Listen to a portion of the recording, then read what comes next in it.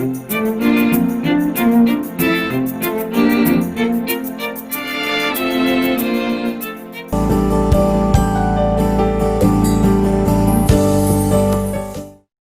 viewers, and welcome to one more episode of the Enoch Generation, a generation that walks with the Lord. Well, we have with us in our studios today Mr. Saravana Kumar, an engineer by profession who's working in the IT field, who's come to share his walk with the Lord. Hello Saravana, nice to have you with us and a warm welcome into the studios. Well Saravana, now you will have to tell us, how did your walk with the Lord start and where did it exactly start? At which point of your life did you start walking with the Lord? Actually, I'm the only guy got saved in my family. My family is a Hindu family basically.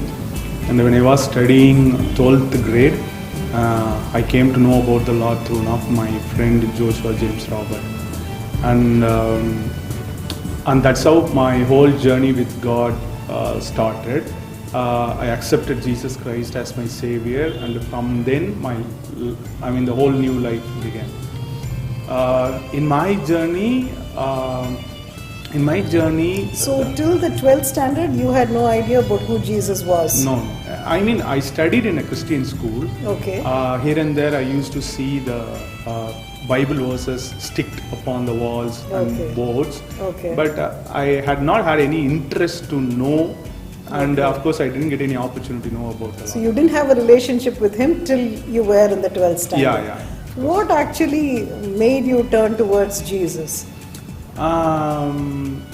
There was my teachers used to have a scriptural classes every Friday afternoon.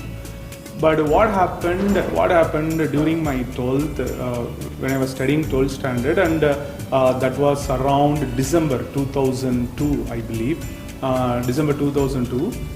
I was not really sure what happened to me, but I was under kind of panic attack. Not exactly. I'm really not sure what it is exactly, but I was kind of worried and afraid of most of the things. I would even afraid to go out.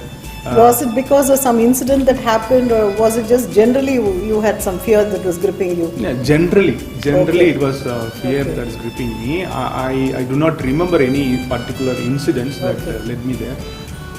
So this was the story, and I was a guy, because my mom was a very orthodox and very passionate for God's service. And she used to take me to temple even when I was childhood. I used to accompany her to go to temple, everything. So that was the time. My mom advised me, because I was studying 12th standard, and my mom advised me to go to temple and do this ritual. We do this Noothiyettu Thadava Sutti Varradhu. So I was doing that. At that time, in fact, I prayed a lot.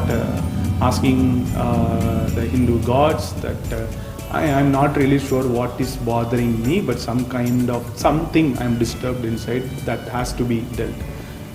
So this was going on for some time, and my friend, I told Joshua James Robert, and of course my school had shared little bit about Jesus, and at one point of time I decided, okay, let me give a try. I'll pray to Jesus this time. So actually you were searching for the true and living God. Yeah. So there was a search within you. Yeah. You were trying to find who God is and who is the true God, and you were actually trying to figure out whether a God existed. Yeah, okay. Exactly. So you had a thirst inside of you. Yeah, I had a thirst inside, and so I went to his home, and they had a church at the time. Okay. So I used to go to their church. Since I'm a Hindu, I don't used to go inside the church.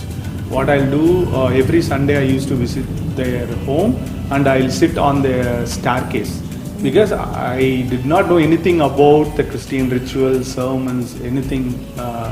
I did not have any idea. So I used to sit at the staircase and just listen what they are speaking, and that's how my initial journey with God started.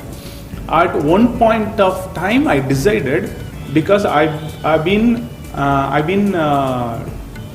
pulled into two extremes. Here I used to yeah, I have to please my mom and I go to temples, and here there is my own search going on, and I started having an inclination towards Jesus Christ and pursuing him. At one point of time I decided this will not work out, I have to take a decision, and then I decided, okay, from here, from today onwards I'll only follow Jesus. I decided at one point of time, and from there I just started following Jesus Christ. But how do you actually take that decision? Did you have an encounter with the Lord, or was it like you had a vision, or Jesus appeared before you, or how exactly was it? What actually drove you? Because you've been totally brought up in a different background, and your entire family is also, I mean, in the same background, and you are going to take a step that is exactly totally opposite of what your life was. And how did you decide to take the step? What urged you, or what pushed you into this? I mean, I did not, no experience forced me to take this experience. Okay. I did not have any supernatural experience. But after I made the decision, I had a lot of experiences. For example... So it was just a question of let's try. Exactly. Okay. So I have tried so many things, why don't I try Jesus? Exactly. Okay, it's just fine. a question of trying not new thing exactly. For example, the instance I would say, we come from a background, we struggle, in those days we struggled a lot financially. So at times we did not have money to pay for my school fees, academic fees, and I was kind of worried and disturbed. And whenever I go to school, I see this verse. It says, "Do not be afraid, I am with you." In that time, that speaks to me a lot. I mean, it was like, even though I was a Hindu guy, it was like someone is talking to me and pinpointing. It was very personal. Very personal, pinpointing me and telling me, "I am with you," something like that. But at that time, I was not able to understand it was God who was talking to me.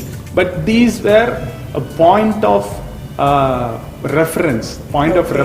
Here and there I had this touch with him, I would say. And one brother from Scripture Union used to come to our school once in a year. Okay. And he used to share, of course it's a school of co-education, and we have people from different backgrounds, and he used to share a lot of stories from Bibles, and how Jesus is so interested in building our lives as teens, students. And I would be the guy who always ask him a lot of questions. So you mean to say our God doesn't help us? And he would say, I did not say that. I'm just telling Jesus loves you, and he is so interested in building your lives. So he was just sharing his experience. Yeah, he was sharing his experience, and I would ask a lot of questions. What do you think about this God, Sabarimala? I wanted to question him a lot. That was my intention. Because you were actually seeking the truth. Yeah, so your mind was full of questions, and you needed somebody to answer. Because I am a guy who would ask a lot of questions. Mm-hmm. So I asked him a lot of questions. So what is this? What is that? How do you come to a conclusion like this? You wanted me to follow Jesus. I would ask a lot of questions, and that guy is very pleased with my attitude. I would not throw my questions arrogantly, but out of genuine interest I would ask a lot of questions. And so it was not to counter what he said. It was truly a search for the truth. And these are all the point of references. After I got saved, I had the same question: when did I start following Jesus? Because I had heard a lot of testimonies. People would say, I had a dramatic encounter, supernatural encounter. That's what we generally hear. I saw Jesus in my dream. I saw Jesus coming into my room, something like that, and they would start following Jesus. But I did not have any encounters like that. So I would not say at this particular day I started following Jesus. There was a genuine search inside my heart, and whatever happened in my school days, were all point of references. And as I said, I started going to my friend's church, and one point of time I made a decision, okay, from here on I'll follow Jesus. So that was a kind of a major decision in your life, I think, isn't it? And how old were you when you took this decision? 18. 18.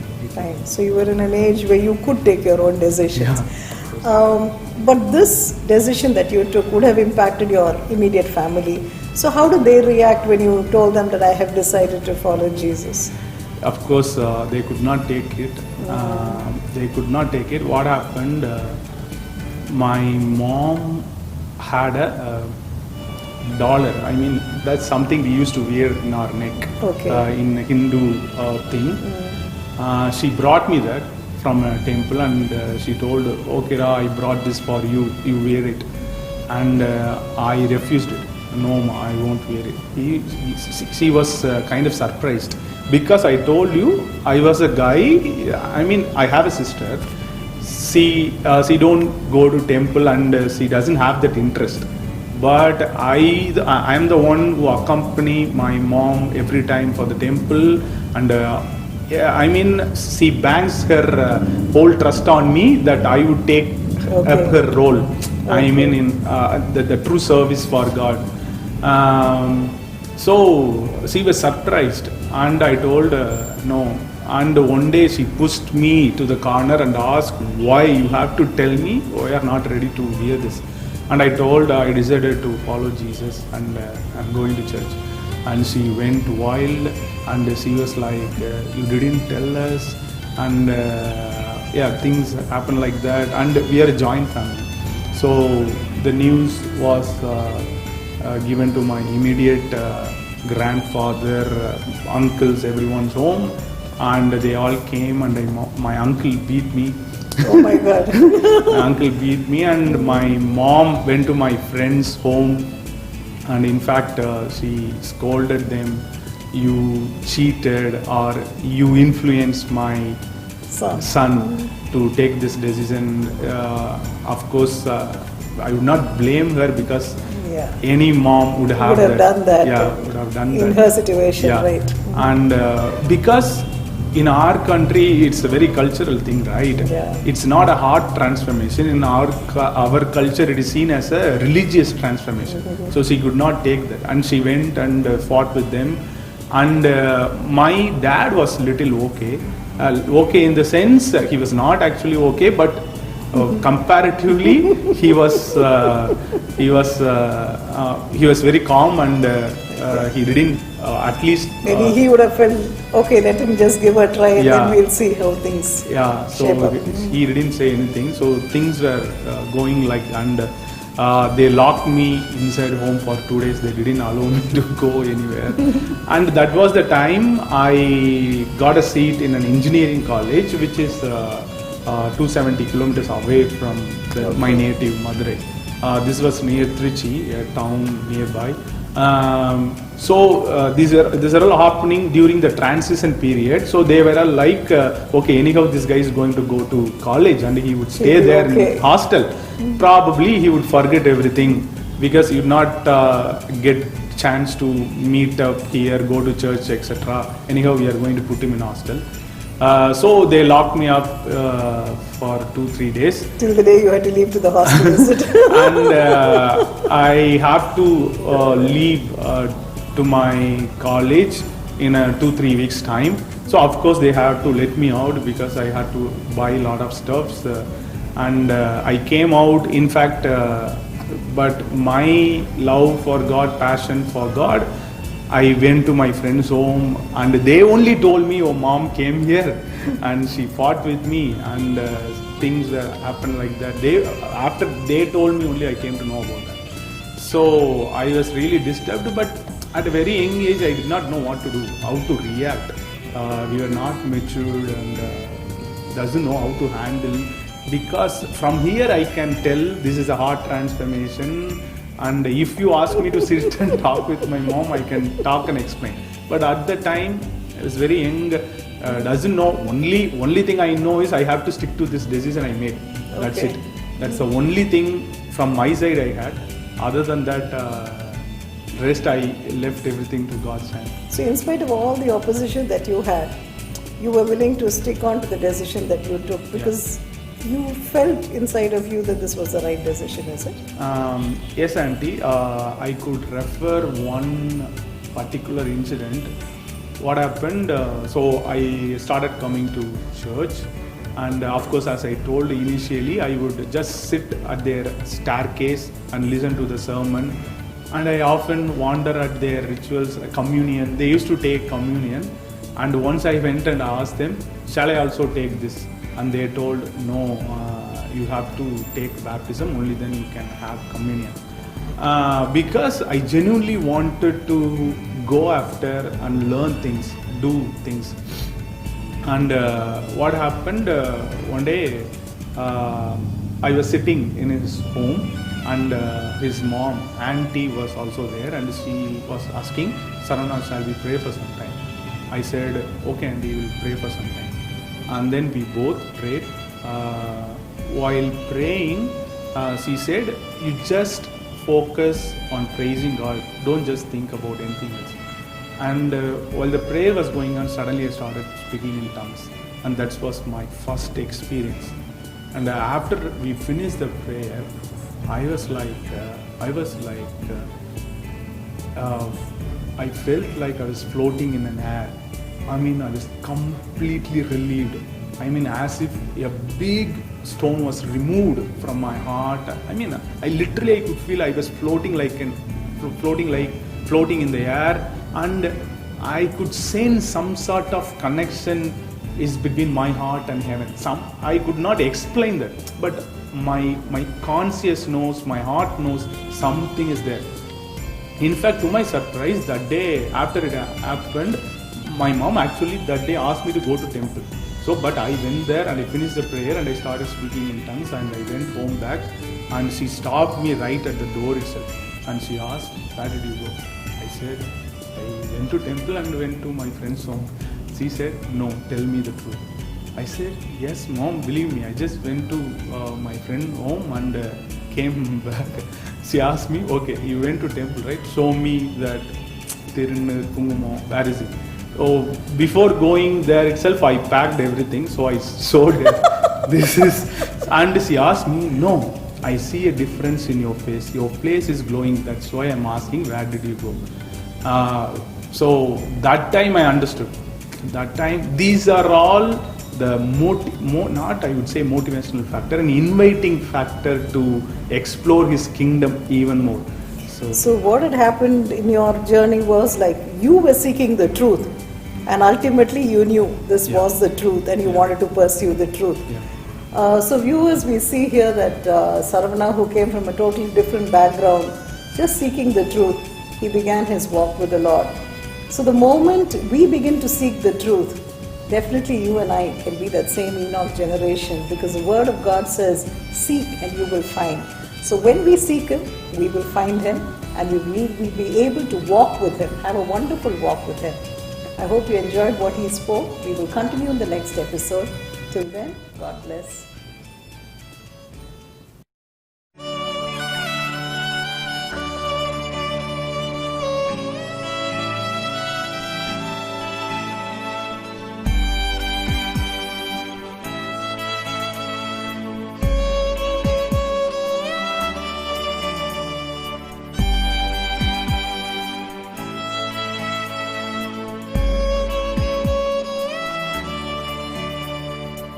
இரக்கத்தின் தேவன் என் மேல் மனம் இறங்கும்.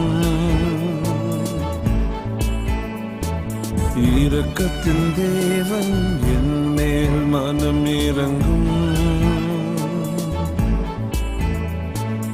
இரவும் பகலும் கதரும் சத்தத்தை கேட்டிட வாருமே. இரவும் பகலும் கதரும் சத்தத்தை கேட்டிட வாருமே.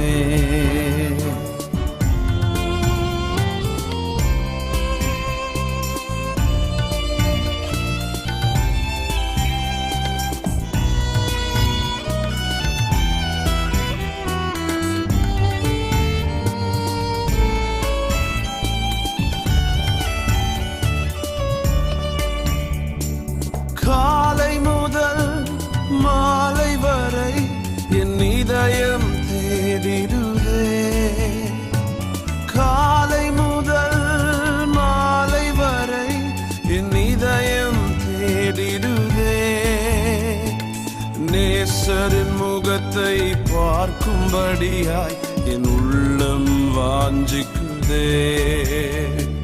நேசரின் முகத்தை பார்க்கும்படியாய் என் உள்ளம் வாஞ்சிக்குதே. இரக்கத்தின் தேவன் என் மேல் மனம் இறங்கும். இரவும் பகலும் கதரும் சத்தத்தை கேட்டிட வாருமே.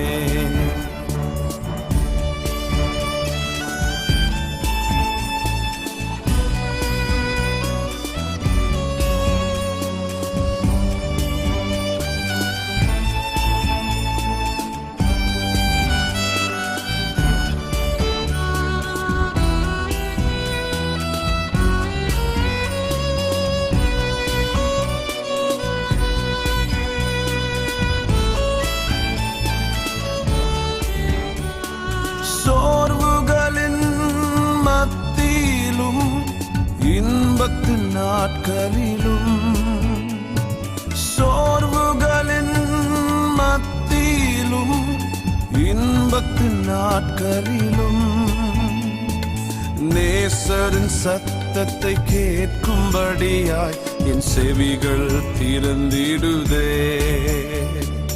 நேசரின் சத்தத்தை கேட்கும்படியாய் என் செவிகள் திறந்திடுதே. இரக்கத்தின் தேவன் என் மேல் மனம் இறங்கும். இரவும் பகலும் கதரும் சத்தத்தை கேட்டிட வாருமே.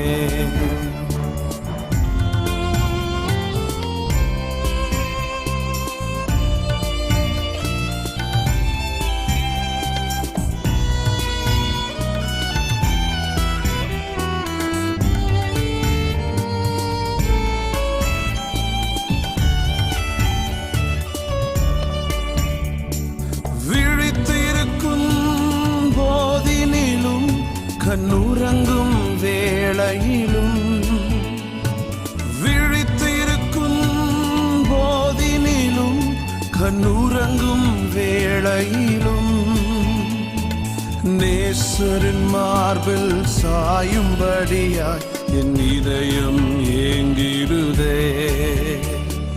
நேசரின் மார்பில் சாயும்படியாய் என் இதயம் ஏங்கிடுதே.